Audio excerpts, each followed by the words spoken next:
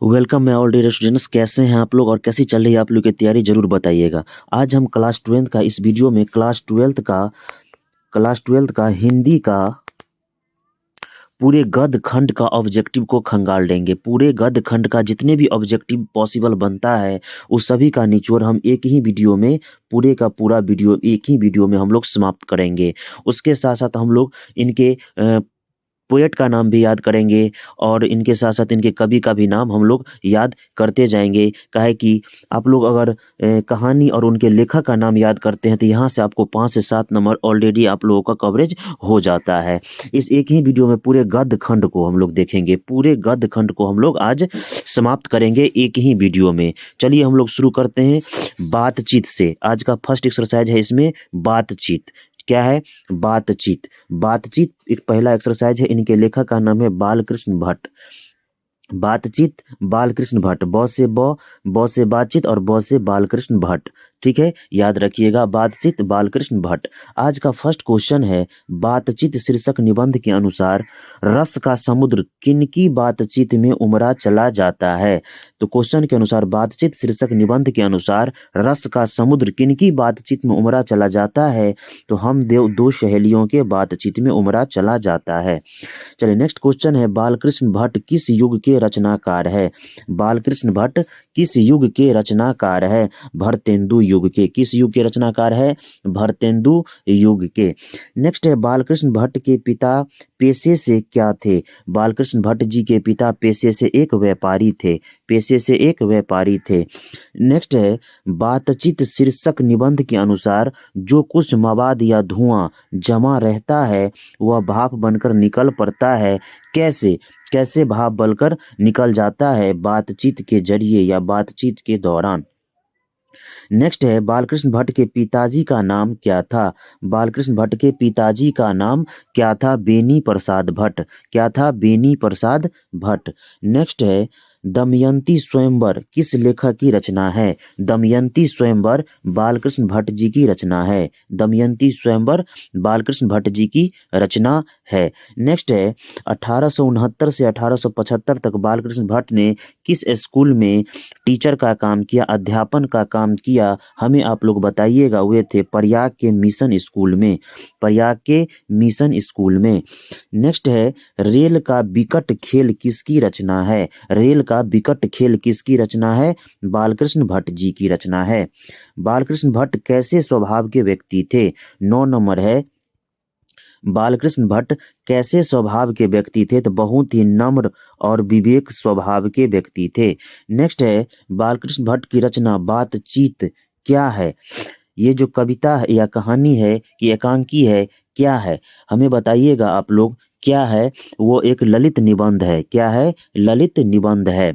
Next है, बालकृष्ण भट्ट की रचना है। बालकृष्ण भट्ट की रचना है बातचीत। कौन है? बातचीत।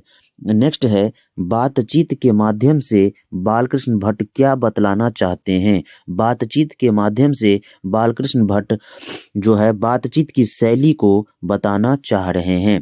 नेक्स्ट है 13 नंबर, बातचीत शीर्षक निबंध के निबंधकार कौन है। बातचीत शीर्षक के निबंधकार कौन है?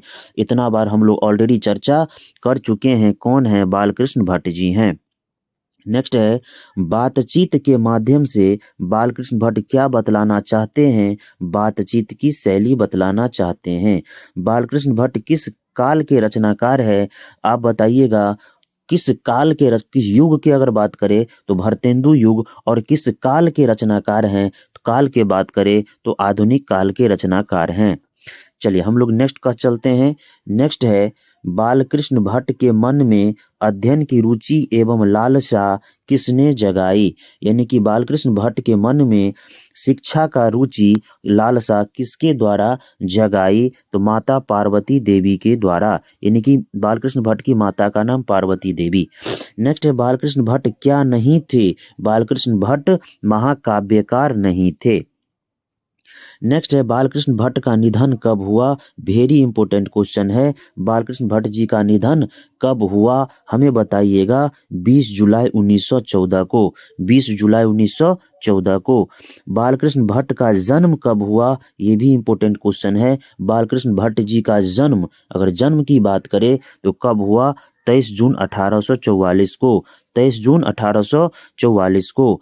नेक्स्ट है बालकृष्ण भट्ट का निवास स्थान कहाँ था, यानी कि बालकृष्ण भट्ट कहाँ के निवासी थे, हमें बताइएगा। वो इलाहाबाद के निवासी थे, उत्तर प्रदेश के निवासी थे। 21 नंबर है बालकृष्ण भट्ट ने मोटा मोटी कुल कितने निबंध लिखे थे। मोटे तौर पर बालकृष्ण भट्ट जी के द्वारा करीब 1000 निबंध लिखे गए थे, जो अपने आप में एक बहुत बड़ी कृति है। नेक्स्ट है बालकृष्ण भट्ट के प्रहसन का नाम बताएं। बालकृष्ण भट्ट के प्रहसन का नाम क्या है, यानी कि बालकृष्ण भट्ट के इनमें से कृति का नाम क्या है, तो क्या हो जाएगा जैसा काम वैसा परिणाम। ये बालकृष्ण भट्ट जी के द्वारा ही रचित है। नई रोशनी का विष, ये भी बालकृष्ण भट्ट जी का है।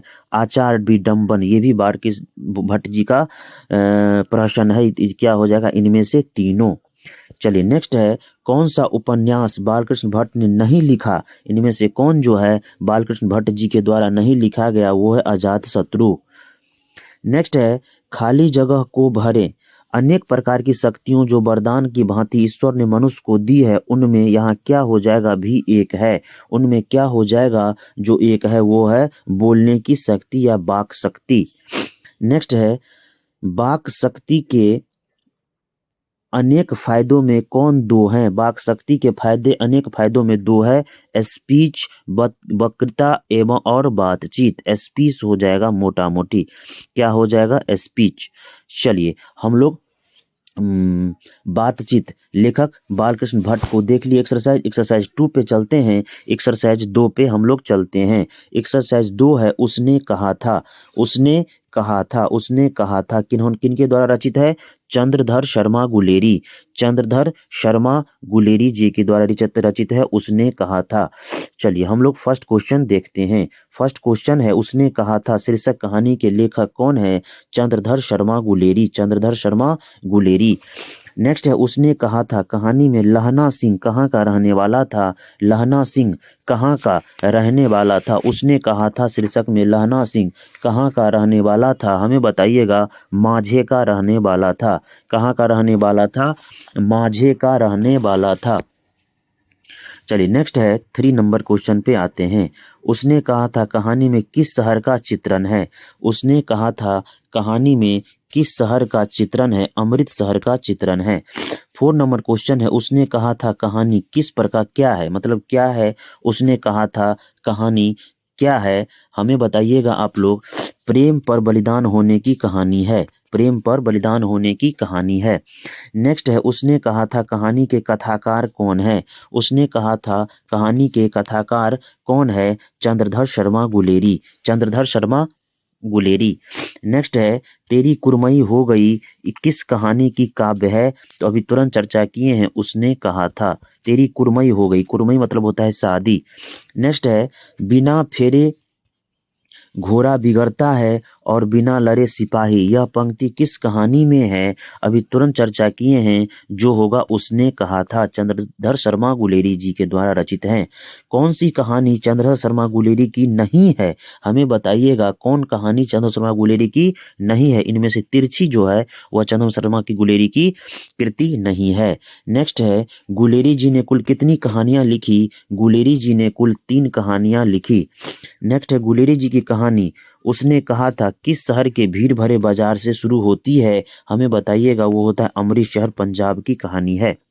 नेक्स्ट है लहना सिंह किस कहानी का पात्र है। लहना सिंह उसने कहा था कहानी के पात्र हैं।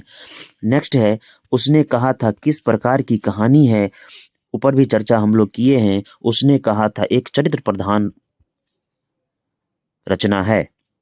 नेक्स्ट है चंद्रधर शर्मा गुलेरी किसके अभिभावक बनकर मेयो कॉलेज अजमेर आए थे, हमें बताइएगा। गुलेरी जी राजा हरि सिंह के गार्जियन बनकर मेयो कॉलेज आए थे।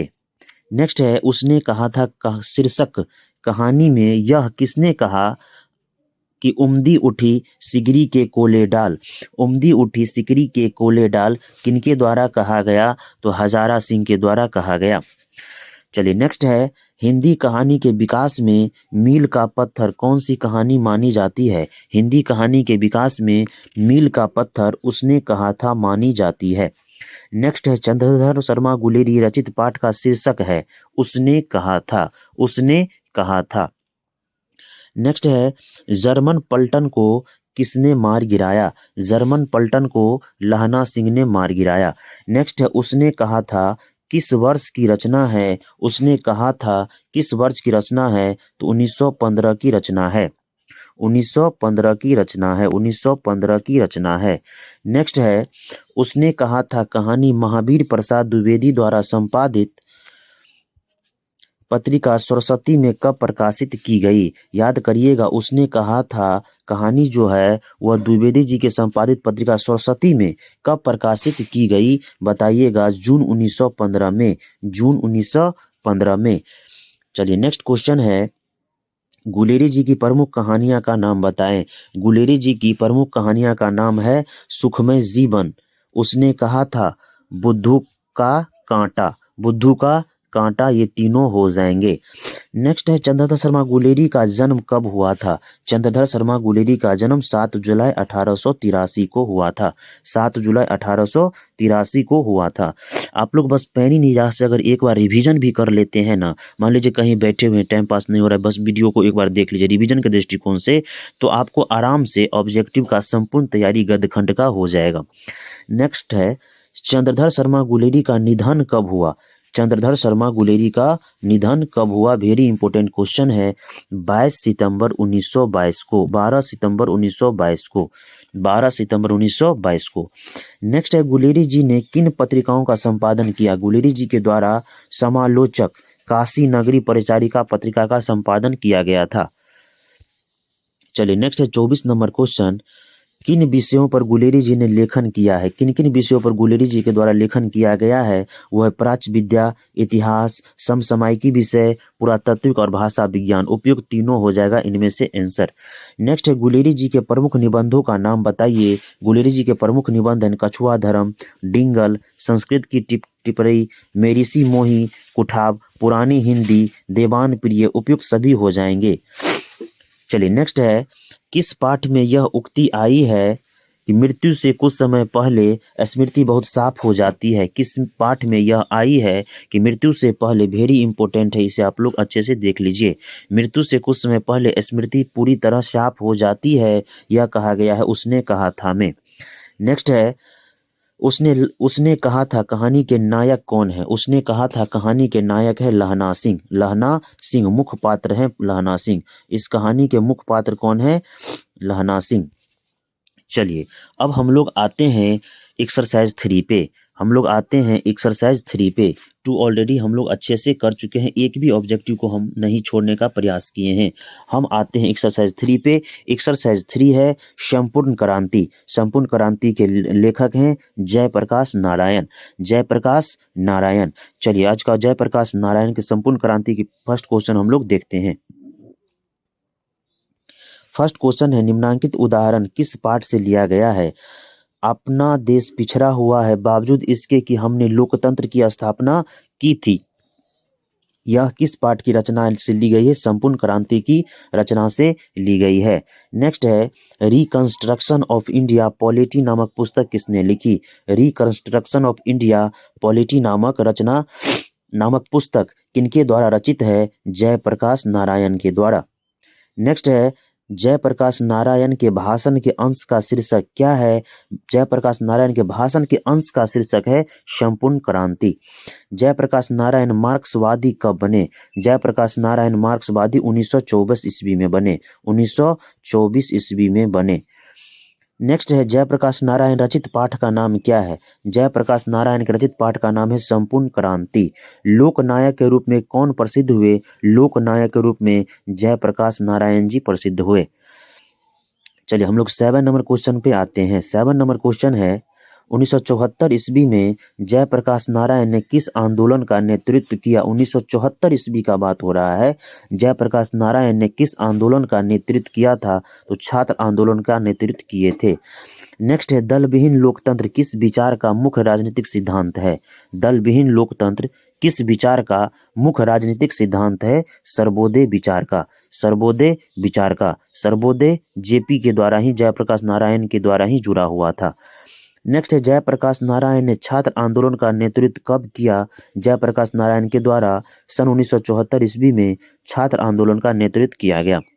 नेक्स्ट है, दलविहीन लोकतंत्र किसके मूल उद्देश्यों में से एक है? दलविहीन लोकतंत्र किसके मूल उद्देश्यों में से एक है? मार्क्सवादी तथा लेनिनवाद।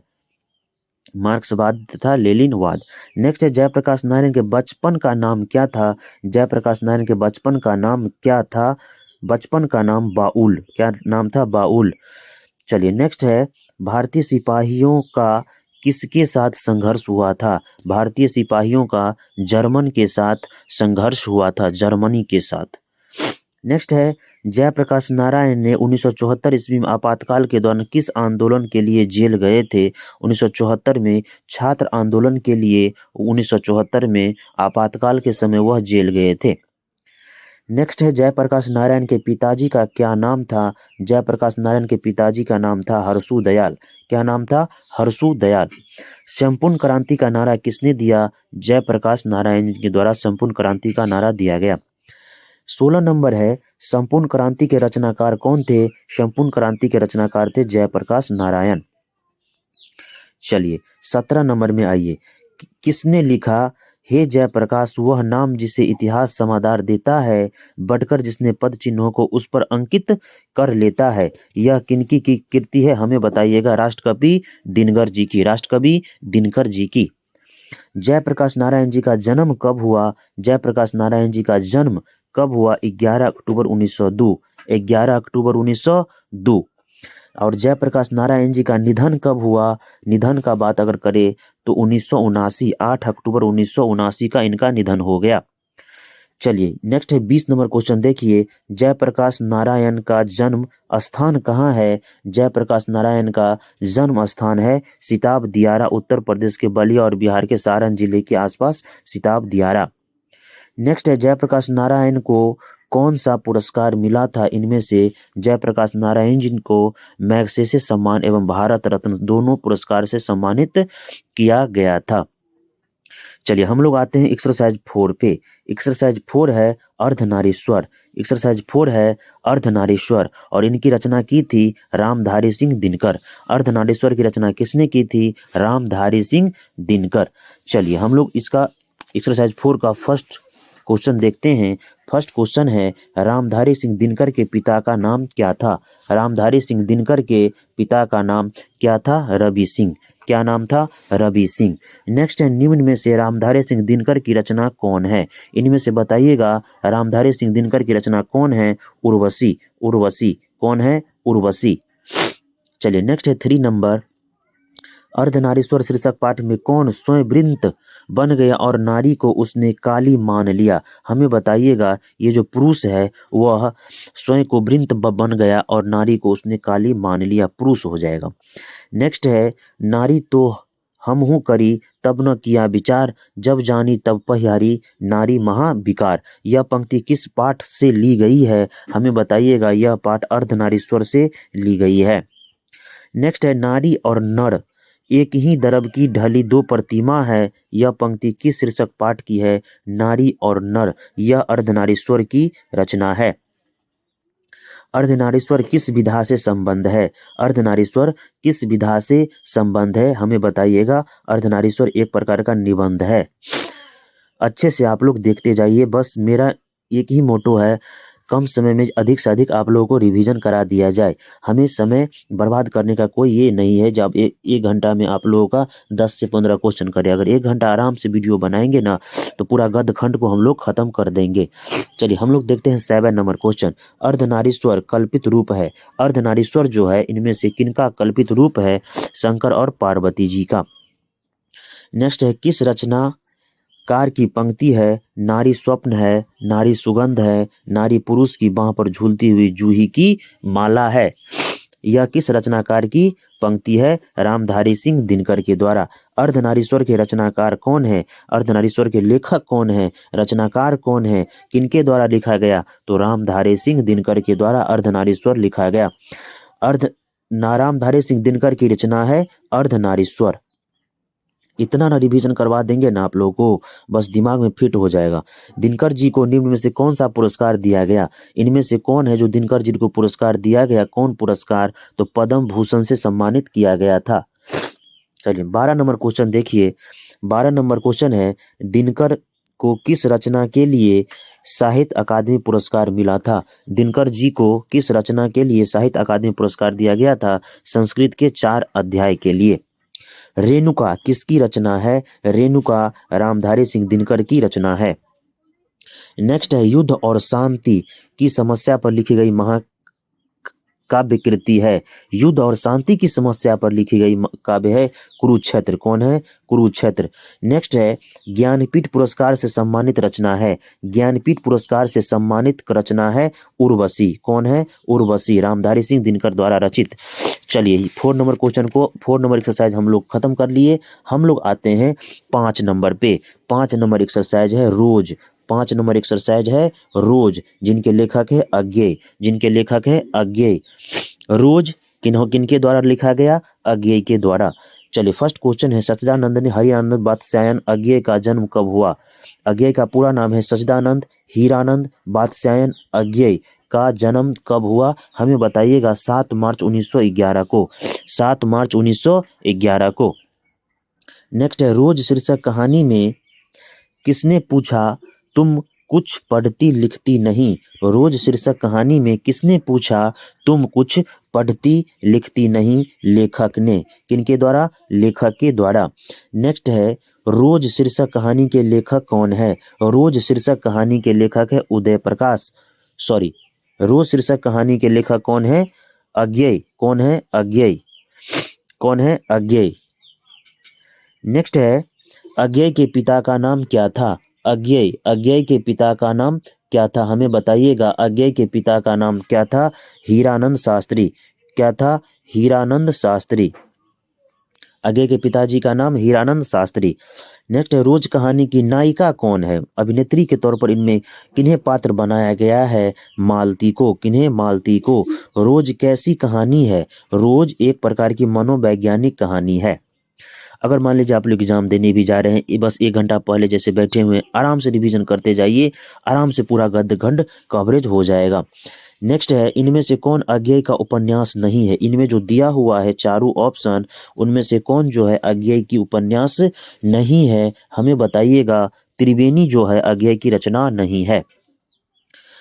तार सप्तक के संपादक कौन है? तार सप्तक के संपादन है अज्ञेय जी। नेक्स्ट है, शेखर एक जीवनी किस विधा की रचना है? शेखर एक जीवनी उपन्यास है, एक प्रकार का उपन्यास है। बचपन में खेलने के लिए सच्चिदानंद हीरानंद बात्स्यायन अज्ञेय ने कौन सा नाटक लिखा? बचपन में खेलने के लिए इनके द्वारा इंद्र सभा का रचना किया गया था। इंद्र सभा नामक नाटक का रचना किए थे अज्ञेय जी। नेक्स्ट है, रोज शीर्षक कहानी में मालती मिट्टी का बर्तन गर्म पानी से क्यों धो रही है? मालती के द्वारा दही जमाने के लिए मिट्टी का बर्तन धोया जा रहा है। नेक्स्ट है, दूसरा सप्तक का प्रकाशन कब हुआ? दूसरा सप्तक का प्रकाशन किस वर्ष हुआ? 1950 में। गैंग्रीन क्या है? गैंग्रीन क्या है? एक प्रकार की बीमारी है। गैंग्रीन एक प्रकार की बीमारी बताया गया है। नेक्स्ट है, निम्न में से कौन कहानी में गैंग्रीन का उल्लेख है? गैंग्रीन का उल्लेख रोज कहानी में है, जो अज्ञेय जी के द्वारा लिखा गया। चलिए हम लोग आते हैं एक्सरसाइज 6 पे। एक्सरसाइज 6 पे। एक्सरसाइज 6 है, एक लेख और एक पत्र। एक्सरसाइज 6 है, एक लेख और एक पत्र, जिन्होंने भगत सिंह के द्वारा इन्हें लिखा गया था। एक लेख एक पत्र भगत सिंह। चलिए हम लोग इसका फर्स्ट क्वेश्चन देखते हैं। भगत सिंह का संपूर्ण परिवार क्या था? भगत सिंह का संपूर्ण परिवार स्वाधीनता सेनानी थे। स्वाधीनता सेनानी थे। चलिए हम लोग सेकंड क्वेश्चन पे आते हैं। आत्महत्या एक घृणित अपराध है, यह पूर्णतः कायरता का कार्य है। यह कथन किसका है? यह कथन किसका है? आत्महत्या एक घृणित अपराध है, यह पूर्णतः कायरता का कार्य है। यह कथन भगत सिंह जी के हैं। 3 नंबर है, एक लेख और एक पत्र के लेखक कौन है? एक लेख और एक पत्र के लेखक कौन है? अभी तुरंत हम लोग चर्चा किए हैं भगत सिंह जी। नेक्स्ट है पंजाब की भाषा तथा लिपि की समस्या किस लेखक की रचना है? पंजाब की भाषा तथा लिपि की समस्या किस लेखक की रचना है? भगत सिंह जी की। भगत सिंह जी ने कैसी मृत्यु को सुंदर कहा? भगत सिंह जी ने देश की सेवा के बदले दी गई फांसी को सुंदर बतलाया। नेक्स्ट है भगत सिंह जी के पिता और चाचा किसके सहयोगी थे? भगत सिंह जी के पिता और चाचा जो हैं लाला लाजपत राय के सहयोगी थे। 7 नंबर क्वेश्चन पे आइए, भगत सिंह का जन्म कब हुआ? भगत सिंह का जन्म कब हुआ? 28 सितंबर 1907 को। 28 सितंबर 1907 को। 8 नंबर है, एक लेख और एक पत्र शीर्षक का पाठ क्या है? एक लेख और एक पत्र शीर्षक का पाठ क्या है? ऐतिहासिक पत्र है। क्या है? एक प्रकार का ऐतिहासिक पत्र है। चलिए नेक्स्ट 9 नंबर आइए, भगत सिंह के पिता का नाम क्या था? भगत सिंह के पिता का नाम है सरदार किशन सिंह। सरदार किशन सिंह। नेक्स्ट है, एक लेख और एक पत्र में भगत सिंह ने किसको पत्र लिखा था? एक लेख और एक पत्र में भगत सिंह ने किसको पत्र लिखा था? सुखदेव जी को। किनको? सुखदेव जी को। नेक्स्ट है, किस पाठ की उक्ति में किस पाठ की उक्ति है केवल कष्ट सहकर ही देश की सेवा की जा सकती है? यह कथन एक लेख और एक पात्र के हैं जो भगत सिंह के द्वारा रचित हैं। नेक्स्ट है 12, किस पाठ की उक्ति है विपत्ति व्यक्ति को पूर्ण बनाने वाली होती है? विपत्तियां व्यक्ति को पूर्ण बनाने वाली होती है, वह किस पाठ की रचना है? एक लेख और एक पत्र जो भगत सिंह के द्वारा लिखा गया। भगत सिंह को फांसी की सजा कब हुई? भगत सिंह को फांसी की सजा 23 मार्च 1931 को हुई। उनके साथ साथ भगत सिंह के साथ साथ सुखदेव और राजगुरु को भी फांसी की सजा हुई। नेक्स्ट है, भगत सिंह के पिता कितने बार जेल गए? भगत सिंह के पिताजी जो अनेकों बार जेल गए। नेक्स्ट है, भगत सिंह की कृतियां इनमें से कौन है? भगत सिंह की कृतियां इनमें से कौन है? पंजाब की भाषा तथा लिपि की समस्या, विश्व प्रेम, युवक, मैं नास्तिक हूँ, अछूत समस्या, विद्यार्थी और राजनीतिक, सत्याग्रह और हड़तालें, बम का दर्शन, भारतीय क्रांतिकारी के आदर्श, उपयुक्त सभी जो हैं ये भगत सिंह की कृति हैं। चलिए हम लोग आते हैं एक्सरसाइज 7 नंबर पे। एक्सरसाइज 7 है ओ सदा निरा। एक्सरसाइज 7 है ओ सदा निरा, जिनके रचनाकार हैं जगदीश चंद्र माथुर। जिनके रचनाकार हैं जगदीश चंद्र माथुर। ओ सदा निरा, जगदीश चंद्र माथुर। चलिए आज का फर्स्ट क्वेश्चन है ओ सदा निरा से, जगदीश चंद्र माथुर ने किस विश्वविद्यालय में एमए उत्तीर्ण किए? जगदीश चंद्र माथुर जी किस विश्वविद्यालय से एमए की डिग्री हासिल की? इलाहाबाद विश्वविद्यालय से। नेक्स्ट आइए, ओ मेरे सपने शीर्षक एकांकी किनकी रचना है? ओ मेरे सपने जगदीश चंद्र माथुर की रचना है। नेक्स्ट आइए, ओ सदानीरा शीर्षक पाठ के अनुसार सुल्तान ने घोड़े से उतरकर किस पर आघात किया? ओ सदानीरा शीर्षक के अनुसार सुल्तान ने घोड़े से उतरकर किस पर आघात किया, किस पर वार किया? विशाल विपट के तने पर। विशाल विपट के तने पर। नेक्स्ट है, दक्षिण बिहार के गया जिले से किस जाति के लोगों को चंपारण में नील की खेती के लिए लगाया गया था? हमें बताइएगा। भूइयार। कौन है? भूइयार। नेक्स्ट है, वसुंधरा भोगी मानव और धर्माध मानव एक ही सिक्के के दो पहलू है, यह पंक्ति किसके द्वारा लिखी गई?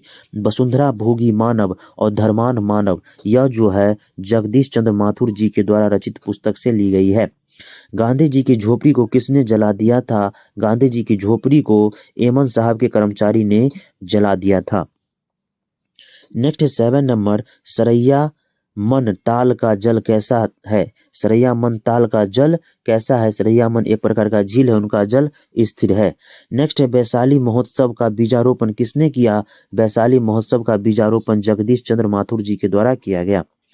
नेक्स्ट है, ओ सदा निरा निबंध किस पुस्तक से लिया गया? ओ सदा निरा निबंध किस पुस्तक से लिया गया? बोलते क्षण से। किन से लिया गया? बोलते क्षण से। रामपुरबा कहाँ है? 10 नंबर है, रामपुरबा कहाँ है? भितरवा के पास। भितरवा के पास। नेक्स्ट है, गंडक नदी का जल सदियों से कैसा है? सदियों से चंचल रहा है। 12 नंबर क्वेश्चन पे आइए, गांधी जी को महुए के पेड़ के नीचे किसने जगह दी? गांधी जी को एमन के द्वारा जब उनकी कुटिया जला दी गई तो महुए के पेड़ के नीचे उन्हें कौन शरण दिए? तो मठ के महंतों ने। नेक्स्ट है जगदीश चंद्र माथुर का जन्म कब हुआ? जगदीश चंद्र माथुर का जन्म कब हुआ? 16 जुलाई 1917 को। 16 जुलाई 1917 को। नेक्स्ट आइए, बहुजन संप्रेषण के माध्यम पुस्तक किसने लिखी? बहुजन संप्रेषण के माध्यम पुस्तक किनके द्वारा लिखी गई? जगदीश चंद्र माथुर जी के द्वारा। नेक्स्ट आइए, ओ सदानीरा शीर्षक पाठ किस विधा के अंतर्गत आता है? ओ सदानीरा शीर्षक पाठ किस विधा के अंतर्गत आता है? वह एक प्रकार का निबंध है। ओ सदानीरा के लेखक है जगदीश चंद्र माथुर जी। नेक्स्ट आई, इनमें से कौन सी रचना जगदीश चंद्र माथुर जी की है? तो अभी तुरंत चर्चा किए हैं, बार बार चर्चा किए हैं, ओ सदानीरा। नेक्स्ट आइए, नेक्स्ट है ओ सदानीरा शीर्षक पाठ किस विधा के अंतर्गत आता है? ओ सदानीरा शीर्षक किस विधा के अंतर्गत आता है? हमें बताइए, वह एक प्रकार का निबंध है। ओ सदानीरा शीर्षक पाठ में किस महापुरुष की चर्चा आती है? ओ सदानीरा में गांधी जी की चर्चा आती है, महात्मा गांधी की चर्चा आती है। नेक्स्ट आइए, ओ सदानीरा शीर्षक निबंध में वर्णित मन कैसे ताल है? मन कैसे ताल है? गहरे और विशाल, गहरे और विशाल। नेक्स्ट आइए, ओ सदानीरा शीर्षक पाठ के अनुसार सन 1962 में बाढ़ का दृश्य जिन्होंने देखा, उन्होंने रामचरितमानस में उसके क्रोध रूपी नदी की बाढ़ याद आई होगी। यह कृति ओ सदानीरा के अनुसार क्या कहा गया है? कैकई जी को ये दर्शाकर बोला गया है। नेक्स्ट है, ओ सदानीरा पाठ के अनुसार गांधी जी ने आश्रम विद्यालय कहाँ स्थापित किया? गांधी जी के द्वारा आश्रम विद्यालय मधुबन और भितरवा में, बहरवा, मधुबन और भितरवा में किया गया। 7 नंबर में जितना ऑब्जेक्टिव बन सका वो कंप्लीट हुआ। चलिए हम लोग आते हैं एक्सरसाइज 8। एक्सरसाइज 8 है सिपाही की माँ। क्या है? सिपाही की माँ किनके द्वारा लिखा गया? मोहन राकेश जी के द्वारा। मोहन राकेश जी के द्वारा सिपाही की माँ लिखा गया। फर्स्ट क्वेश्चन, मोहन राकेश का जन्म कहाँ हुआ? हमें बताइएगा आप लोग। फर्स्ट क्वेश्चन है मोहन राकेश का जन्म कब कहाँ हुआ? तो अमृतसर में हुआ था, जंडी वाली गली में। अमृतसर जंडी वाली गली में। नेक्स्ट आइए, सिपाही की माँ शीर्षक पाठ में कुंती कौन है? सिपाही की माँ शीर्षक पाठ में कुंती कौन है? बिशनी की पड़ोसन। नेक्स्ट है, सिपाही की माँ एकांकी की कथा वस्तु है। सिपाही की माँ एकांकी की कथा वस्तु क्या है? निम्न मध्यम वर्ग को इंडिकेट करके ये कहानी रचा गया। नेक्स्ट है, सिपाही की माँ एकांकी में बिस्नी चारपाई के पास मेड पर बैठी क्या करती दिखाई दे रही है? वह सूत काटती दिखाई दे रही है, सूत काट रही है। सिपाही की माँ एकांकी किस पुस्तक से ली गई है? सिपाही की माँ एकांकी अंडे के छिलके तथा एकांकी से ली गई है। अंडे के छिलके तथा एकांकी से ली गई है। मोहन राकेश रचित नाटक संग्रह है, किनमें रचित है? मोहन राकेश आषाढ़ का एक दिन। आषाढ़ का एक दिन। चलिए नेक्स्ट आइए, फौजी वहां लड़ने के लिए है, वे भाग नहीं सकते, जो छोड़कर भागता है उसे गोलियां मार दी जाती है। उपयुक्त उदाहरण किस पाठ से लिया गया है? उपयुक्त उदाहरण जो है सिपाही की माँ की शीर्षक पाठ से ली गई है। नेक्स्ट है, सिपाही की माँ कौन है? सिपाही की माँ कौन है? बिशनी। नेक्स्ट है, मोहन राकेश की एकांकी का शीर्षक कौन है? मोहन राकेश की एकांकी का शीर्षक है सिपाही की माँ। आइए नेक्स्ट आइए, सिपाही की माँ के रचनाकार कौन है? मोहन राकेश। मोहन राकेश का जन्म कब हुआ? मोहन राकेश का जन्म हुआ 1925 ईस्वी में। सिपाही की माँ में मुन्नी कौन थी? मुन्नी कौन थी? सिपाही की माँ में मुन्नी बिस्नी की बेटी थी।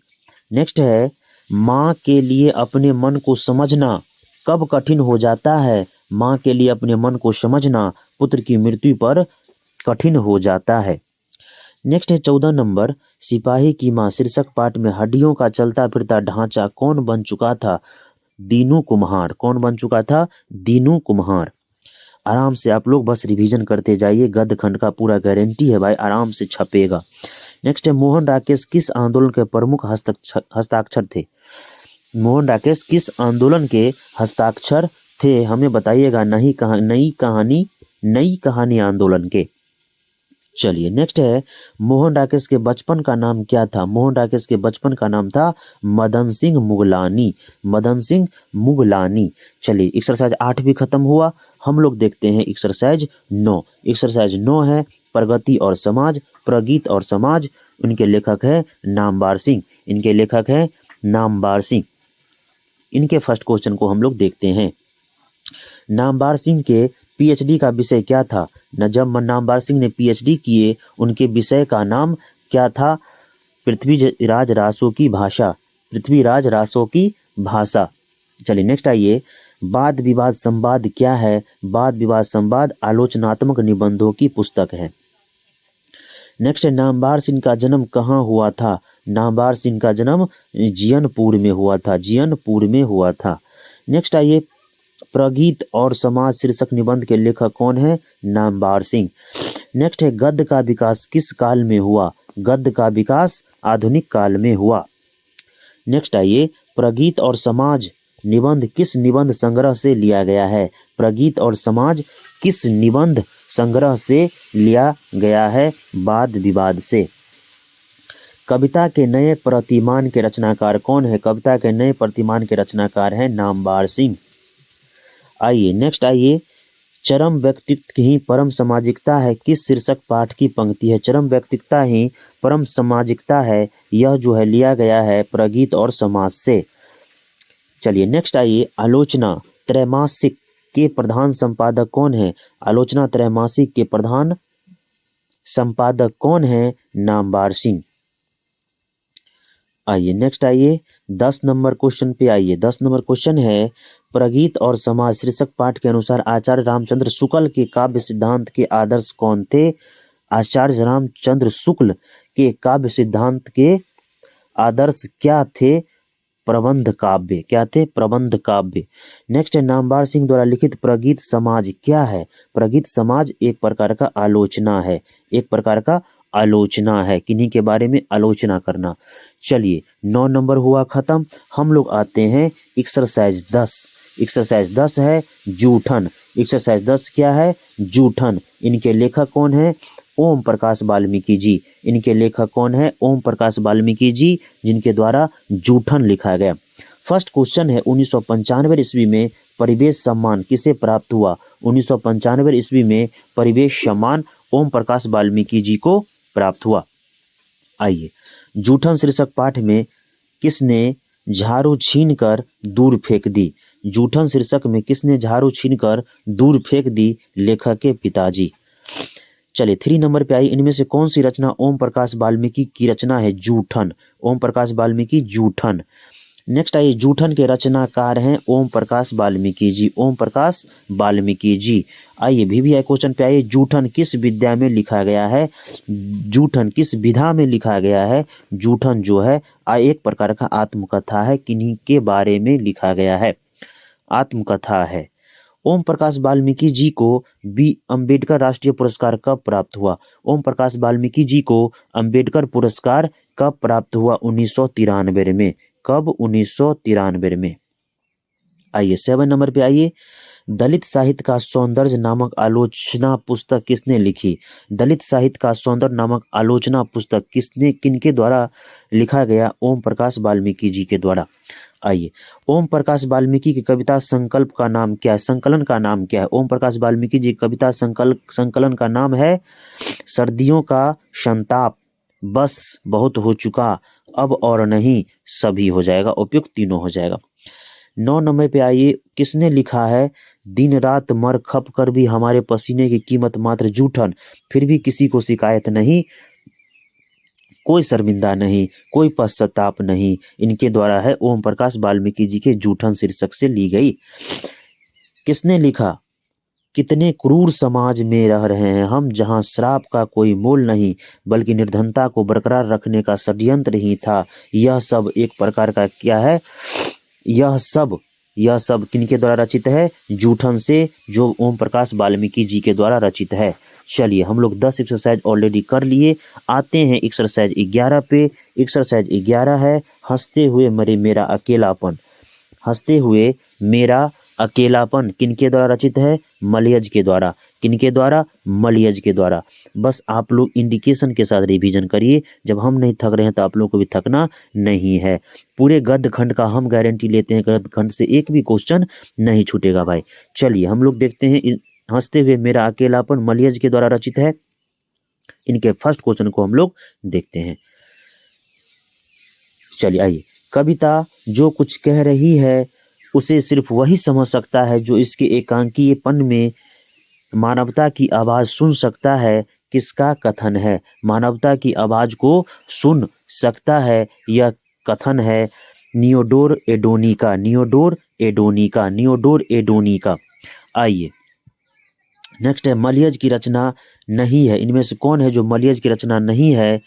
तो इनमें से कोई नहीं हो जाएगा, ये सभी जो है जो मलयज की रचना है। हंसते हुए मेरा अकेलापन किस विधा की रचना है? हंसते हुए मेरा अकेलापन एक प्रकार का डायरी है। आइए 4 नंबर पे आइए। हंसते हुए मेरा अकेलापन के लेखक कौन है? हंसते हुए मेरा अकेलापन के लेखक है मलयज। कौन है? मलयज। नेक्स्ट है, यथार्थ के इस लेन देन का नाम ही संसार है। यह पंक्ति किसके द्वारा लिखी गई है? हमें बताइएगा। मलयज के द्वारा। जख्म का धूल शीर्षक कविता किसकी रचना है? जख्म का धूल मलयज की रचना है। किनकी रचना है? मलयज की रचना है। मलयज का जन्म किस वर्ष हुआ? मलयज का जन्म 1935 में हुआ। नेक्स्ट है, मलयज के पिता माता पिता का नाम बताइए। मलयज के माता का नाम प्रभावती और पिता का नाम त्रिलोकीनाथ वर्मा। नेक्स्ट है, मलयज ने किस विषय में एमए किया? मलयज ने अंग्रेजी में एमए किए थे। आइए 10 नंबर पे, किस पाठ की युक्ति है? इस संसार से संपृक्ति एक रचनात्मक कर्म है, इस कर्म के बिना मानवीयता अधूरी है। यह किस हंसते हुए मेरा अकेलापन मलयज के द्वारा रचित है, उनसे ये लिया गया। नेक्स्ट है, मलयज का मूल नाम बताइए। मलयज का मूल नाम है भरतजी श्रीवास्तव। नेक्स्ट है, मलयज की कृतियों के नाम बताइए। मलयज की कृति कौन है? इनमें से सभी हो जाएगा जो मलयज के द्वारा रचित है। नेक्स्ट आइए, चलिए हम लोग आते हैं 11 नंबर पे। आते हैं हम लोग 11 नंबर पे। चलिए 12 नंबर पे हम लोग आ जाते हैं। 12 नंबर एक्सरसाइज है तिरछी। तिरिच तिरिच के रचनाकार कौन है? उदय प्रकाश। तिरिच के रचनाकार कौन है? उदय प्रकाश। ठीक है, आज इनका फर्स्ट क्वेश्चन है तिरिच के रचनाकार। तिरिच के रचना कौन है? उदय प्रकाश। नेक्स्ट है, अरेबा परेबा उदय प्रकाश की कैसी कृति है? अरेबा परेबा उदय प्रकाश की एक कहानी संग्रह है। एक कहानी संग्रह है। आइए नेक्स्ट में आइए 3 नंबर क्वेश्चन पे। तिरिच शीर्षक पाठ में लेखक के पिताजी कितने साल के हैं? तिरिच पाठ में लेखक के पिताजी जो हैं 55 साल के हैं, 55 ईयर्स ओल्ड। नेक्स्ट है, मालती किस कहानी की पात्रा है? मालती जो है तिरिच पाठ के पात्रा है। ठीक है। नेक्स्ट है, उदय प्रकाश का जन्म कब हुआ? उदय प्रकाश का जन्म जो है 1952 ईस्वी में हुआ। 6 नंबर पे आइए, त्रिच किस रचना की रचना, किस प्रकार की रचना है? त्रिच किस प्रकार की रचना है? आधुनिक त्रासदी की रचना है। आधुनिक त्रासदी की रचना है। 7 नंबर पे आइए, फिर जो आदमी चाहे पूरी पृथ्वी का चक्कर लगा ले, त्रिच पीछे पीछे आता है। त्रिच पीछे पीछे आता है, वह क्या है? प्रकाश प्रकाश। ठीक है, प्रकाश प्रकाश। ठीक है। नेक्स्ट है, उदय प्रकाश का जन्म स्थल कहाँ है? उदय प्रकाश का जन्म स्थल है सीताकुंज, सहरसा, बिहार। नेक्स्ट है, उदय प्रकाश के माता पिता का नाम बताइए। उदय प्रकाश के माता पिता का नाम है, माता का नाम गंगा देवी, पिताजी का नाम प्रेम कुमार सिंह। जितने भी पात्र हैं, जितने भी कहानी है, लेखक, उनके माता पिता, उनका जन्म मृत्यु अवश्य आप लोग अच्छे से देखते जाइए। उदय प्रकाश की कृतियां इनमें से कौन नहीं है? उदय प्रकाश की रचना इनमें से कौन नहीं है? घसावली, मानसरोवर, पूस की रात, कफन, ये सब जो है उदय प्रकाश की रचना नहीं है। चलिए हम लोग आते हैं, एक्सरसाइज 12 ऑलरेडी कर चुके, हम लोग आते हैं एक्सरसाइज 13 पे। एक्सरसाइज 13 पे जो गद्य खंड का सब लास्ट है, एक्सरसाइज 13 गद्य खंड का एक्सरसाइज लास्ट है 13, जो है शिक्षा। शिक्षा के रचनाकार कौन है?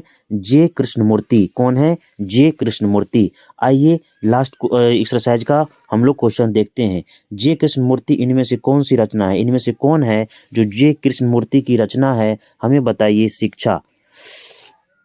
आइए नेक्स्ट है, जे कृष्णमूर्ति किस रूप में देखे जाते हैं? जे कृष्णमूर्ति जो हैं महामनीषी के रूप में देखे जाते हैं। नेक्स्ट है 3 नंबर, CW लीडबेटर इनमें से विश्व शिक्षा का रूप देखते थे। किनमें विश्व शिक्षा का रूप देखते थे? हमें बताइए। जे कृष्णमूर्ति के रूप में। 4 नंबर क्वेश्चन है, शिक्षा शीर्षक के अनुसार सत्य की खोज तभी संभव है जब सत्य की खोज तभी संभव है जब स्वतंत्रता हो। नेक्स्ट आइए 5 नंबर में, 20वीं सदी में प्रगतितात्मक का दूसरा उन्मेषण कैसे हुआ? 20वीं सदी में प्रगतितात्मक का दूसरा उन्मेषण कैसे हुआ? दूसरा उन्मेषण कैसे हुआ? रोमांटिक उत्थान के साथ। बस आप लोग कंसिस्टेंसी के साथ पूरा रिवीजन देख लीजिए। जे कृष्णमूर्ति का पूरा नाम क्या है? जे कृष्णमूर्ति का पूरा नाम है जिद्दू कृष्णमूर्ति। चलिए आइए 7 नंबर क्वेश्चन पे आते हैं। 7 नंबर क्वेश्चन क्या है? 7 नंबर क्वेश्चन है, शिक्षा शीर्षक निबंध के रचनाकार कौन है? जे कृष्णमूर्ति। 8 नंबर, जहाँ भय है वहाँ वही मेधा नहीं हो सकती, किस पाठ की पंक्ति है? जहाँ भय है वहाँ मेधा नहीं हो सकती, वह जो ली गई है शिक्षा से। आइए नेक्स्ट है, उसने लिखा है, शिक्षा का कार्य है कि वह संपूर्ण जीवन प्रक्रिया को समझने में हमारी सहायता करे, न कि हमें वकील और न कि हमें केवल व्यवसाय या ऊंची नौकरी के योग बताए। यह जो है किनके द्वारा रचित है? जे कृष्णमूर्ति की शिक्षा से ली गई है। नेक्स्ट है, जे कृष्णमूर्ति ने किन विषय पर लेखन कार्य किया? जे कृष्णमूर्ति ने किन विषय पर लेखन कार्य किया? तो ये जो है सभी विषयों पर, अध्यात्म, शिक्षा, ये तीनों यानी कि दर्शन तीनों हो जाएगा। ये कौन हो जाएगा? उपयुक्त तीनों हो जाएगा। तो ये था हमारा गद्य खंड, क्लास 12 का गद्य खंड का एक्सरसाइज 13 का सभी ऑब्जेक्टिव क्वेश्चन। इससे बाहर ऑब्जेक्टिव आप लोग का नहीं आएगा।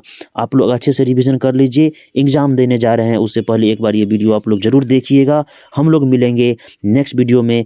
तब तक के लिए good day, take care, bye bye, जय हिंद। मन लगा के पढ़िए, अच्छे से पढ़िए। चलिए मिलते हैं नेक्स्ट वीडियो में।